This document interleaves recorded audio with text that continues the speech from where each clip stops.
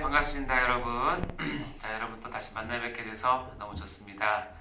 자, 오늘 같이 8번째 강의 시간인데 기도하고 시작하도록 하겠습니다. 하나님 아버지, 참으로 감사드립니다. 우리를 교회가 무엇인지 더 깊이 알게 하시고 주님께서 핏값을 주고 사신 교회를 우리에게 또 맡기실 때에 하나님의 마음이 어떤지를 깨달아 알 수 있는 귀한 시간 될 수 있도록 도와주시옵소서. 특별히 말씀을 맡아서 교회를 섬기게끔 하려고 저희를 세우셨는데 우리가 말씀에 더욱더 능통할 수 있도록 도와주시고 이 말씀을 통하여서 하나님의 백성들을 하나님께로 이끌 수 있는 저희 모두가 될 수 있도록 축복하여 주옵소서. 그러기 위해서 교회가 무엇인지를 알아야 할 터인데 주님, 이 시간 교회의 깊은 속까지 깨달아 알 수 있는 귀한 은혜 시간 되게 해주시고 하나님의 말씀들을 통하여서 교회를 비춰볼 수 있도록 인도해 주옵소서. 감사드립니다. 말씀 시간까지 주 성령께서 함께 하시고 피곤하거나 졸지 않도록 도와주셔서 하나님의 말씀에 귀를 기울이는 귀한 시간 되게 축복하여 주옵소서. 감사드립니다. 예수님 이름으로 기도하옵나이다. 아멘. 자, 오늘은 8번째 교회의 성질에 대해서 보도록 하겠습니다. 실라보에서 보면 교회의 성질에 있는 부분이죠.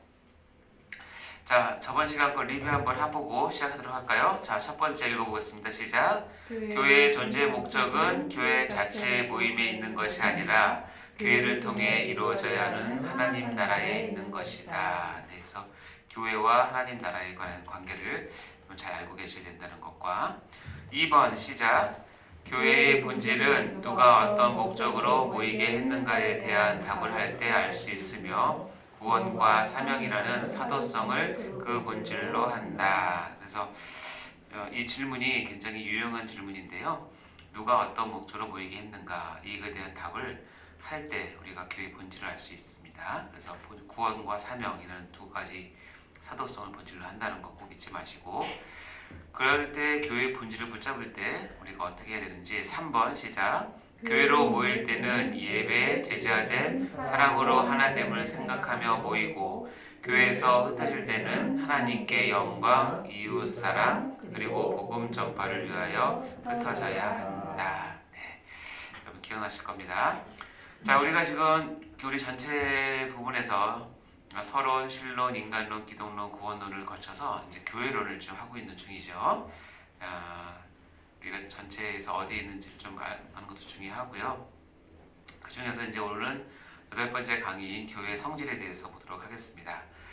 전에도 말씀드렸지만 결국 교회에 대한 바른 이해는 하나님에 대한 바른 이해로 직결이 되고 그것은 바로 바른 신앙생활에 대한 것으로 직결이 되기 때문에 즉 교회에 대한 바른 이해를 갖는 것은 바른 신앙생활을 하는 것과 서로 불가분의 관계라는 거 꼭 기억하셔야 됩니다.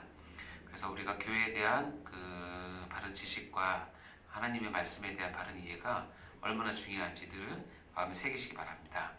그래서 오늘은 교회의 성질에 대한 부분인데 크게 세 가지인데 교회의 성격이 그리고 교회의 속성, 교회의 표식에 대해서 이 시간 같이 나누도록 하겠습니다.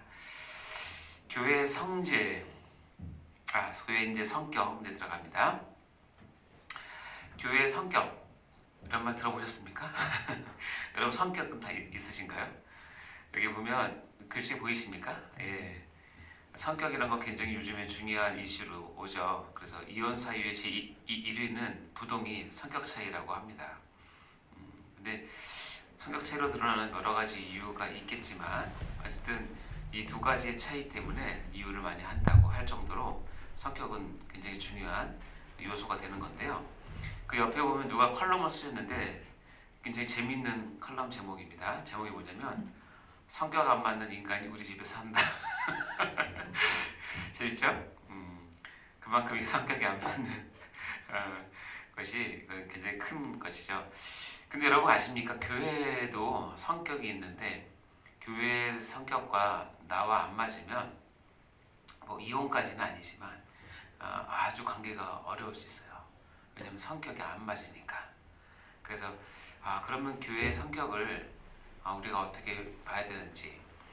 만약에 그냥 부부의 성격 차이가 있다면 뭐 어떻게 일방적으로 한 사람만 잘못하겠습니까? 뭐 다 양쪽이 다 잘못하고 그래서 서로 그것 맞춰서 해야 되겠죠. 그러나 교회 성격이 나랑 안 맞을 때는 교회 성격을 고쳐야 할까요? 내 성격을 고쳐야 할까요? 그렇죠. 교회의 성격은 이미 정해진 진리이기 때문에 교회의 성격은 시간이 지나도 바뀌지 않습니다.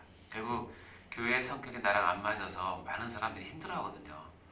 교회에 한동안 잘 적응했다가도 교회의 어떤 그 성격이 나랑 안 맞아서 또 실망을 해서 또는 내 어떤 이해 대상과 맞지 않으니까 교회에 대해서 등지게 되고 또 교회를 떠나게 되고 심지어는 교회에 해코지 하는 사람들도 많이 있는데 왜 그럴까요? 그럼 교회의 성격을 잘 몰라서 그래요.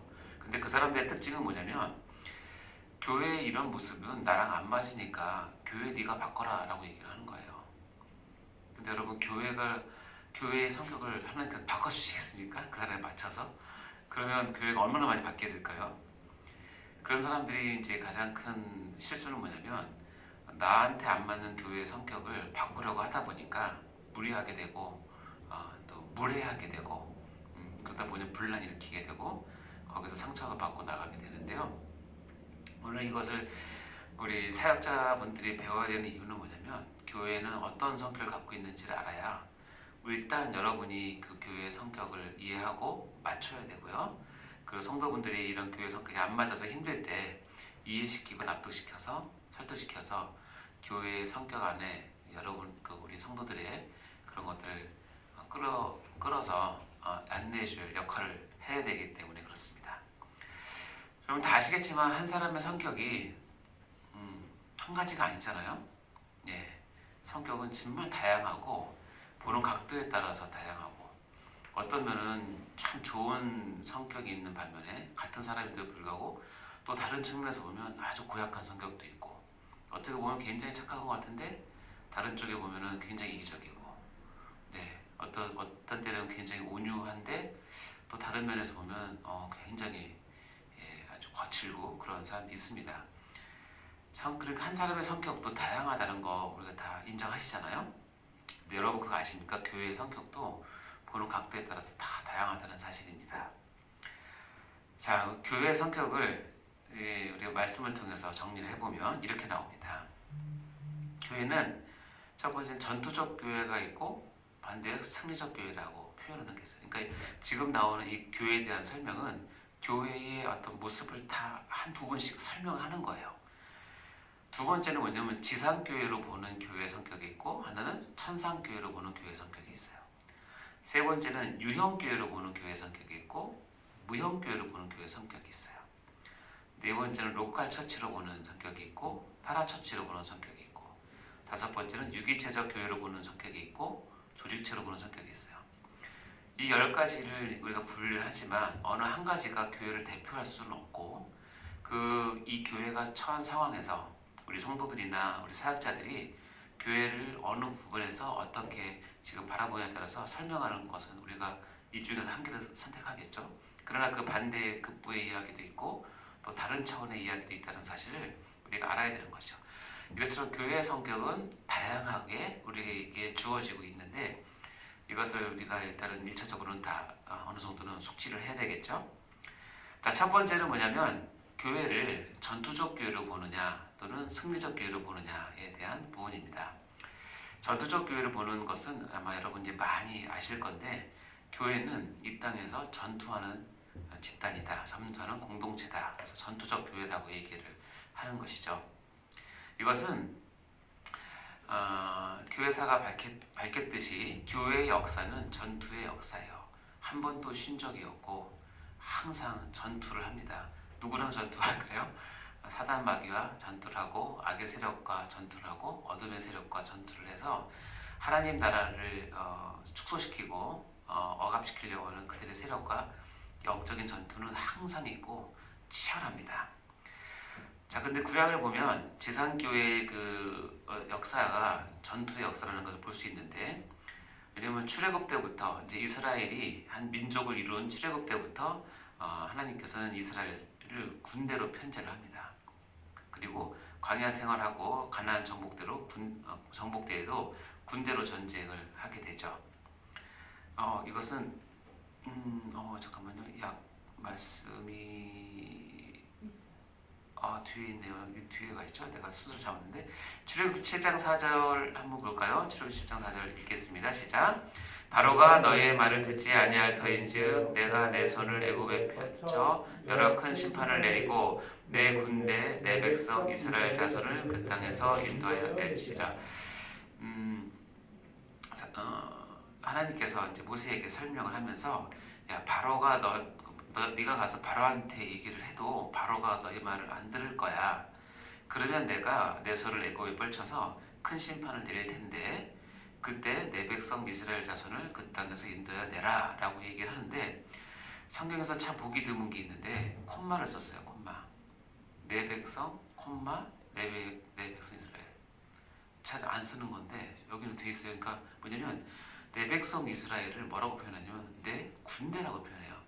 근데 재밌는 사실 아십니까? 이 이야기를 하나님께서 하실 때 한 번도 이스라엘 사람들은 군대를 이룬 적이 없어요. 아브라함부터 시작을 해서 애굽에 들어갈 때까지 지금 종로로 타고 있지 절대 군사나 군인이 아니었거든요. 그러니까 이 말을 할 때는 한 번도 이스라엘 사람들이 군대를 생각해 본 적도 없고 편제해 본 적도 없고 군사훈련 받은 적도 한 번도 없는데 하나님은 시공간을 초월하신 하나님이신데 그 전지적인 능력으로 내 백성 이스라엘을 어떻게 규정하냐면 콤마를 써서 내 군대라고 얘기한다는 거예요. 그리고 이 내 군대라고 이스라엘 자손을 규정한 후에 실제로 가나안 땅에 들어가서 어떻게 해요? 가나안 땅에 갈 때까지 군대처럼 편제를 합니다. 네, 그래서 이제 아까도 얘기했지만 지상교회 역사는 전투의 역사이고 출애굽 때부터 군대로 편제를 했다는 것이죠. 자, 그러면 이 전투적 교회는 누구를 그 다음에 어떻게 언제까지 싸우느냐에 대한 내용들이 나오는데요. 자, 누가 싸우냐면 디모데후서 2장 3절에 보면 이렇게 됐습니다. 너는 그리스도 예수의 좋은 병사로 나와 함께 고난을 받으라. 병사로 복무하는 자는 자기 생활에 얽매이는 자가 하나도 없느니 이는 병사로 모집한 자를 기쁘게 하려 함이라 라고 하면서 누가 싸우냐면 하나님의 백성들이 싸우는데 그것을 예수의 좋은 병사로 표현을 합니다. 자, 예수의 좋은 병사로 표현하는 그 싸움의 주체 이 병사에게 요구하는 건 딱 한 가지가 있는데 하나님의 좋은 병사로 싸움을 하는 자들에게 요구하는 게 있는데 여기 밑줄 친 것처럼 보면 자기 생활에 얽매이지 않는 자가 하나님의 병사로 복무를 할 수 있다는 겁니다. 그러니까 우리는 이제 영적인 전쟁 가운데 또 실제적인 전쟁 가운데 그리스도를 대표해서 그리스도를 위해서 그리스도를 모시고 우리가 싸울 때 나를 부르신 예수님께서 뭘 요구하시냐면 이 전투에 있어서는 이 전투적 교회는 자기 생활에 얽매이는 자가 되면 안 된다라고 얘기를 하시는 거예요. 그만큼 이것은 자기를 부인하고 자기 전 삶을 하나님께 헌신한 자만이 이 전투에 참여할 수 있는 자가 될 수 있다는 것이죠. 그리고 그 목표는 뭐냐면 아주 간단합니다. 이는 병사로 모집한 자를 뭐라고요? 기쁘게 하기 위한 거예요. 하나님께서 원하신 뜻이라는 거예요. 그러니까 전투적 교회는 하나님께서 이 땅에서 심어두실 때에 전투를 위해서 교회를 세우실 때는 하나님께서 기쁘신 뜻을 위해서 하셨다는 것을 우리가 알 수 있죠. 이건 아까 했었고요. 그럼 우리의 싸움의 대상은 누구인가? 우리의 싸움의 대상은 에베소서 6장 12절 13절 아주 잘 나왔습니다. 읽어볼까 시작. 우리의 씨름은 혈과 육을 상대하는 것이 아니요 통치자들과 권세와 이 어둠의 세상 주관자들과 하늘에 있는 악의 영들을 대하니라. 그러므로 하나님의 전신갑주를 취하라. 이른 악한 날에 너희가 능히 대적하고 모든 일을 행한 후에 서기 위함이라. 우리 전투적 교회의 싸움의 대상은 여기 보면 분명히 혈과 육을 상대하는 것이 아니다라고 돼 있어요. 혈과 육은 어떤 걸 얘기하면 눈에 보이는 상대를 얘기하는 거예요. 눈에 보이는 어떤 사람들, 어떤 조직들 이런 것들 상대하는 것이 아니라 그 사람과 조직들 위에서 보이지 않게 그들을 조종하고 다스리는 것이 있는데 여기 보면 통치자들, 권세들, 이 어둠의 세상 주관자들, 하늘에 있는 악한 영들 다 같은 말입니다. 그리고 마귀로 대변되는 악한 세력을 상대로 해서 싸운다는 것이 우리의 싸움의 대상은 절대로 눈에 보이는 것이 아니라는 것이죠. 그러니까는 우리가 흔히 하는 실수 중에 하나는 뭐냐면 나를 괴롭히고 나를 힘들게 하는 그 한 사람을 내가 미워하고 그 사람을 어떻게 처치를 하면 그 전쟁에서 그 싸움에서 이길 것처럼 생각되지만 그것은 아주 패하는 지름길입니다. 절대로 그 자체를 상대하시면 절대 안 됩니다. 그러니까 우리가 자꾸 눈에 보이는 것을 상대하는 습관에서 벗어나서 눈에 보이지 않는 상대가 있다는 것을 깨닫고 그들을 상대를 하는 것을 늘 훈련하셔야 돼요. 네, 그래야 그들을 구할 수 있습니다. 자, 세 번째는 어떻게 싸우는가? 어떻게 싸우는가 보니까 여기 보면 에베소 6장에 보면 끝으로 너희가 주 안에서와 그의 힘의 능력으로 강건하여지고 마귀의 관계를 능히 대적하기 위하여 하나님의 전신갑주를 입으라. 여기 보면 하나님의 전신갑주를 입고 싸워야 된다라고 이야기를 하고 있죠. 하나님의 전신갑주는 뒤에 잠시 보도록 하겠습니다. 그러면 전투적 교회는 언제까지 싸우는가? 언제까지 싸우냐면 여기 보면 히브리서 12장 4절 읽어볼까요? 시작. 너희가 죄와 싸우되 아직 피 흘리기까지는 대항하지 아니하고. 여기 보면 히브리서의 이 말씀은 이제 경계하는 말씀인데 너희가 죄와 싸우되 피 흘리기까지 안 싸웠다라고 혼내는 거니까 다시 얘기하면 너희가 죄와 싸우는데 언제까지 싸우냐면 피 흘릴 때까지 싸우려고 그래요. 내가 피 흘리든지 사단이 피 흘리든지 둘 중에 하나 피 흘릴 때까지. 피 흘린다는 것은 성경적 의미로는 이제 죽기까지라는 말이랑 거의 똑같다고 보시면 되는 거니까 전투적 교회는 어떻게 되면 죽기까지, 다시 얘기하면 우리가 이 땅에서 사명을 다 끝날 때까지, 우리의 생명이 끝날 때까지 이 싸움은 중단되지 않는다라고 얘기하는 거죠. 이유는 간단한 게 뭐냐면 하나님은 주무시지도 않고 졸지도 않으세요. 그죠? 그리고 우리 늘 지키십니다.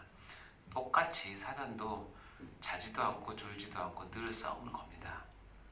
사단은 우리에게 휴전을 선포하지 않습니다.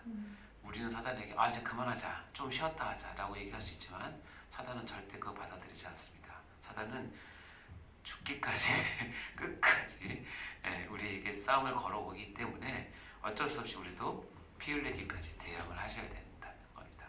잠시 쉴 때, 잠시 방심할 때 당하게 되고 기습을 받게 되는 거죠. 그러니까 이건 참 전투적 교회를 하나님께서 우리 가운데 허락하신 이유가 뭘까 우리가 좀 생각해 볼 수 있는데, 어쨌든 교회의 성격에서 첫 번째 강조하고 싶은 거는 우리가 이 땅에 있는 이 교회는 전투하는 교회라는 거예요. 그런 성격이 있다는 거예요. 그러니까 너무 평화를 사랑하는 사람은 전투적 교회를 생각하면 아주 골치가 아파요. 예수 믿는데 왜 이렇게 힘들어? 내 복음 때문에 이렇게까지 희생하고 내가 이렇게까지 다투어야 돼? 내가 그동안은 가정에서 잘 지냈는데 내가 예수 믿어서 말미암아서 엄마 아빠랑 내가 싸워야 돼? 형제자매랑 갈라서야 돼? 마음 아픈 일이죠. 근데 그것은 이미 예고된 일이고 있어야 될 일이라고 얘기를 한 거예요. 왜냐면 예수님 때문에, 진리 때문에. 그게 내가 교회로 부르심을 받은 목적이기도 해요. 마음 아프지만 인정해야 될 부분이겠죠. 자, 그럼 전투적 교회에서 아까 금방 말씀드린 것처럼 어떻게 싸우느냐 하는 부분이 중요한데요. 그래서 하나님의 뭐라고요? 전신갑주를 입고 싸우라 라고 되어 있습니다. 하나님 전신갑주가 뭘까? 여러분 다 아시는 말씀입니다. 워낙 유치부, 유초등부터 하도 많이 했죠. 여기 보면 글씨에 보면 초록색으로 표시된 부분이 있고 뒤에 노란색으로 표시된 부분이 있는데, 앞에 거는 변하지 않는 진리에 대한 부분이고 뒤에 부분은 이것을 예표로 하는, 상징으로 하는 것으로 보여줍니다. 꼭 염두에 두시고 한번 같이 읽어볼까요? 시작. 그런즉 서서 진리로 너희 허리띠를 띠고 의의 옥신경을 붙이고 평안의 복음이 준비한 것으로 신을 신고 모든 것 위에 믿음의 방패를 가지고 이로써 능히 악한 자의 모든 불화살을 소멸하고 구원의 투구와 성령의 검 곧 하나님의 말씀을 가지라. 여기 보면은 이제 6가지 정도 이렇게 쭉 구분이 돼 있는데요. 진리로 허리띠, 의로 호신경. 호신경은 이제 심장과 폐를 막아주는 이렇게 가슴막이죠. 평안의 복음이 준비한 것은 신, 믿음의 방패, 구원의 투구, 성령의 검. 특별히 성령의 검은 하나님의 말씀이라고 또 굳이 이렇게 정확히 밝힙니다. 자, 이 말씀을 에베소서는 누가 썼냐면 사도 바울이 이 말씀을 이제 기록을 했는데, 사도 바울은 이 말씀을 쓰면서 머릿속에 어떤 생각을 하고 이 전신갑주라는 것을 생각했을까요? 이제 그게 중요한 거예요. 왜냐면 사도 바울이 자기가 섬기는 특히 에베소 교회 성도들한테, 야, 교회는 전투적 교회야. 전투적 교회니까 너희는 정말 이 전투에서 진짜 잘 싸워야 돼. 진짜 열심히 싸워야 되고 너 꼭 승리해야 돼. 그러면서 이제 6가지를 쭉 얘기를 하잖아요. 그러면서 옆에 이렇게 부수적으로 시각적인 감각을 통해서 상징될 수 있게끔 쫙 설명을 했잖아요. 그러면 사도 바울 속에서는 이 전신갑주는 어떤 이미지를 갖고 한 것이냐면 바로 이거예요. 왜냐면 그 당시 최강의 군대, 전 세계를 지배했던 로마의 군인, 병사를 염두에 두고 이것을 쓴 거예요. 그래서 사도 바울에게 있어서는 우리 교회가 전투적인 교회로 용감한 병사로서 이 싸움을 능히하기 위해서는, 야, 너희들 로마 군인들 한번 봐라. 저렇게 용감하게 저렇게 잘 싸우지 않냐? 그러니까 그 이미지를 차용을 해서 이거 설명을 한 거죠. 자, 볼까요? 진리의 뭐래요? 허리띠. 예, 여기 보면 로마 군인의 그 허리띠, 그것을 진리로 표현했고 허리띠로 표현했죠. 두 번째, 의의 호신경. 의, 아마도 칭이라고 생각되는데 호신경, 그것을 칭의로 나의 심장과 폐를 보호해라. 왜냐하면 심장과 폐는 한 번 찔리면 게임 끝입니다. 그러니까 중요한 방어겠죠. 평안의 복음을 뭐라고 되어 있어요? 신발로 되어 있죠. 아이고, 신발이 왜 뭐 이렇게 중요하나 라고 생각하지만, 이 당시에는 신발은 아무나 신는 게 아니에요. 일단 노예는 못 신어요. 그리고 기록에 의하면 로마 군인들이 전 세계를 정복할 때 탁월한 그 전투 체제와 무기 체제를 갖고 있었는데, 그 중에 하나가 뭐냐면 신발이에요. 왜냐면 그 당시는 뭐 그런 게 많이 다 보병이니까 웬만하면 신발 없는 군대와 신발 신은 군대 싸움은 상대가 안 되는 거예요. 여러분 발 다쳐보신 적 있어요? 진짜 꼼짝 못하잖아요. 군인들은 발 다치면 아무것도 못합니다. 그야말로 군량미를 축내는 사람일 뿐이지, 손이나 다른 데는 어떻게 해서 할 수 있는데, 그래서 발 다친 군인들은 전쟁에 절대 안 내버려요.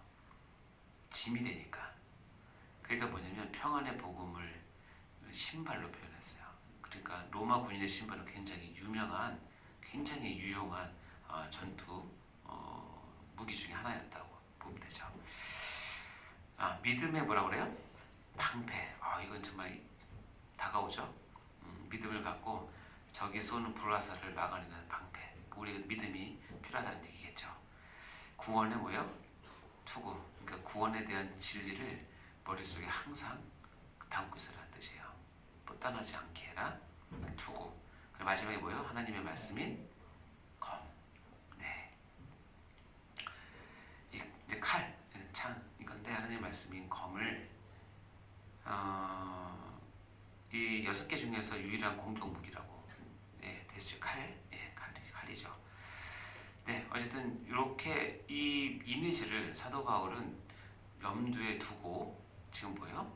하나님이 전신갑주를 설명을 하면서 사랑하는 우리 성도들이 로마 군인이 이렇게 그 전체 무장을 하고 전투에 임하듯이 영적인 그 전투에서 전투적 교회는 이런 전신갑주를 취해서 우리가 해야 된다라고 얘기를 하고 있는 것입니다.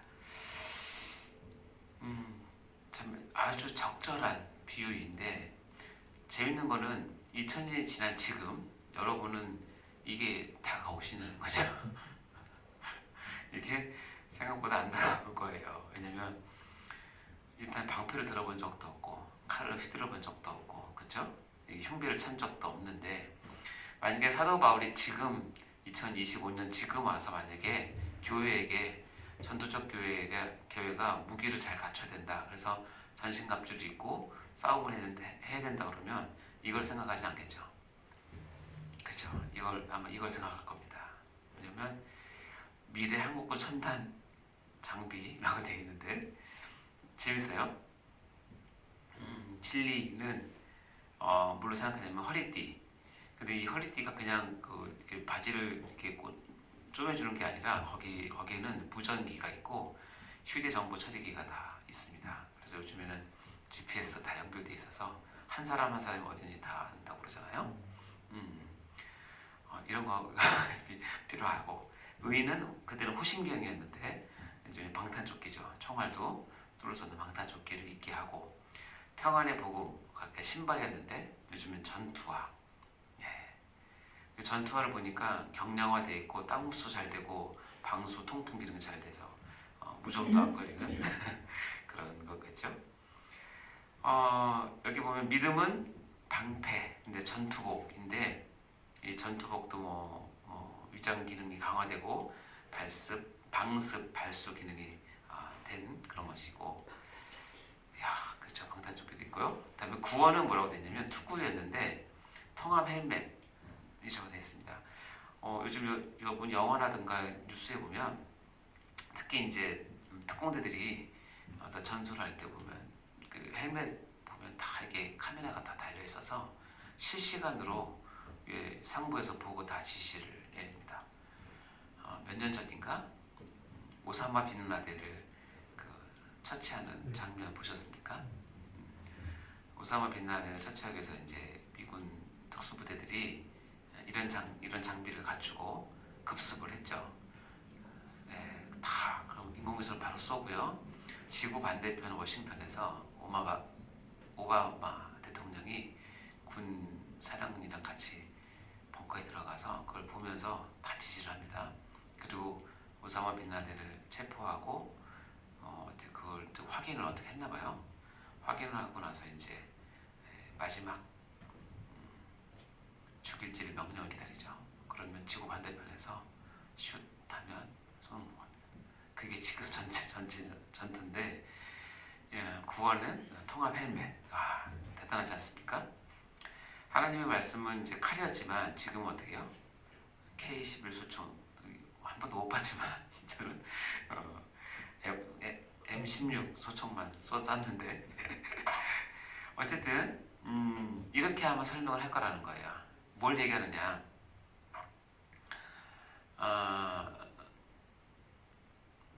아까 사도 바울이 얘기했던 그런 전신갑주의 그런 표현은 그 당시로선 최고의 무기였다면, 그것을 우리가 똑같이 지금 현실과 반영되지 않는 상태에서 하면 우리는 뒤처지게 될 수밖에 없다는 거예요.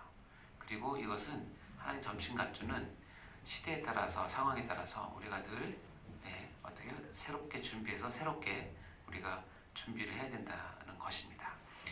그래서 나온 게 뭐냐면, 만약에 아까도 봤던 로마 군인 저 사람과 전투적 교회에서 본 이 현대의 이 군인하고 둘이 싸우면 누가 이길까요? 자, 우리 교회는 말씀에 충실해서 여전히 왼쪽에 있는 로마 군사와 같은 생각, 그런 수준을 갖고 준비를 하고 있고, 사단은 지금 우리랑 전투하는데 오른쪽 군인과 같은 무기를 갖고 있으면 둘이 싸우면 어떻게 되는지를 보여드리겠습니다. 혹시 이 영화 아시는지 모르겠어요. 잘 보세요.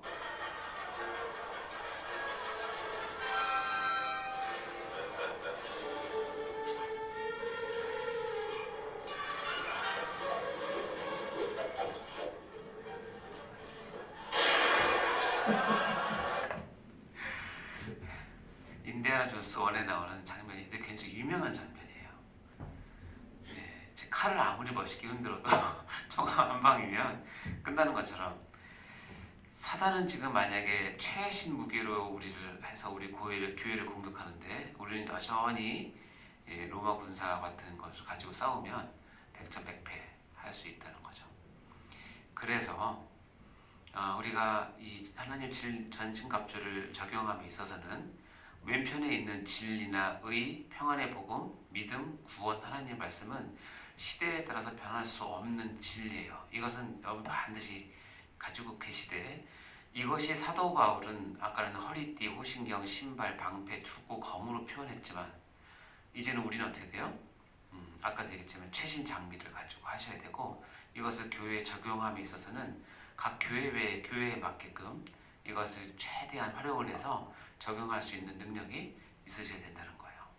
그래서 제가 섬기는 교회에서는 이렇게 합니다. 하나님 진리는 허리띠였는데 새가족 양육을 더 특화시키고, 의는 서로 이제 기도하고 마음을 뜨겁게 하기 위해서 블레싱 체리 기도라고 해서 서로 중보하는 기도의 어떤 모임 만들고, 평안의 복음은 신발이었는데 새생명 전도 축제에서 신발을 신고 전도를 하고, 믿음은 방패였는데 역시 메디컬 처치가 이걸 해야 된다고 얘기를 하고, 구원의 어떤 감격과 진리는 투구였는데 슬기로운 교리 생활을 통해서 우리가 또 진리를 알게 되고, 하나님의 말씀 역시 설교 말씀을 우리가 잘 들어야 되고, 이렇게 적용을 함으로써 하나님 전신갑주가 실제로 교회에서 영적인 전쟁을 하는데 쓰임이 되도록 여러분이 개발하고 따라가야 된다는 거죠.